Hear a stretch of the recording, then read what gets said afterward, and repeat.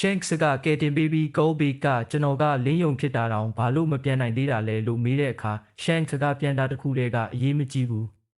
ချက်တွေဟာမပြန်နိုင်ပေမဲ့အခုထိကောင်းကောင်းအသက်ရှင်နေကြတာပဲလို့ပြောပြီးအားပေးခဲ့ပါတယ်အဲ့ဒီအချိန်မှာ Colby ရဲ့အမဝမ်ကွဲ Catracka ရောက်လာပြီးဒီနေ့ပြန်တန်းလေးချင်းမဲ့အချိန်ရောက်ပြီလို့ခေါ်သွားပါတယ်တောင်ကုန်းထိပ်ကိုရောက်တဲ့အခါ Catracka က Colby ကိုလောက်လွဲကြီးတစ်ခုတည်းထည့်ပြီးကောင်းကင်ဘုံကိုပြစ်လွတ်လိုက်ပါတယ်ရွာသားတွေအားလုံးကလည်းဝိုင်းကြည့်နေကြပါတယ်ဒါပေမဲ့ Colby ကအတောင်ကိုမထိန်ချုပ်နိုင်သေးတာကြောင့်ဓာတ်ရိုက်ပြုတ်ကျပြီးရွာသားတစ်ယောက်ပေါ်ကိုကျသွားပါတယ်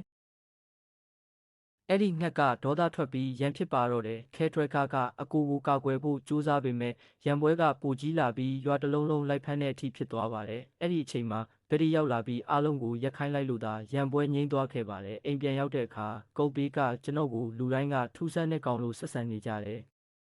ကျွန်တော်ဘာလုပ်ရမလဲလို့ဝမ်းနည်းစွာမေးလိုက်ပါတယ်ဗက်ဒီကတော့တားကဘသူ့လိုမှဖြစ်ဖို့မလိုဘူး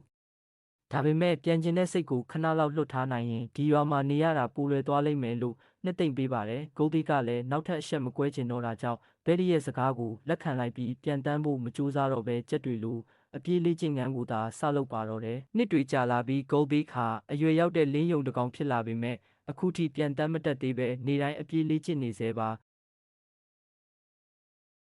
တစ်ဖက်မှာတော့ Evan City မှာမြို့တော်ဝန် Floodclaw ဟာမိန်ကွန်းပြောဖို့ပြင်ဆင်နေပြီးသူ့ကိုကိုင်းနဲ့ Falcon လုံခြုံရေးအဖွဲ့ကအနီးကပ်ကာကွယ်ပေးနေပါတယ်။ Guy ဟာတစ်ချိန်ကလေရင်မတော်တဆမှုရဲ့တရားခံလို့ဆွဆွဲခံခဲ့ရတဲ့ Gary ရဲ့သားဖြစ်တာကြောင့်လူတချို့ကမနစ်သက်ကြပေမဲ့ Floodclaw ကတော့သူ့ကိုယုံကြည်ပြီး The Lady Eagle Scout ရဲ့ခေါင်းဆောင်အသစ်အဖြစ်ခန့်အပ်လိုက်ပါတယ်။ Floodclaw ကဖခင်ရဲ့အဖြစ်ကြောင့်သားကိုအပြစ်ပေးလို့မရဘူးလို့လူအများရှိမှထုတ်ပြောလိုက်တာကြောင့် Guy ဟာလူအများရဲ့လေးစားမှုကိုရရှိသွားပါတော့တယ်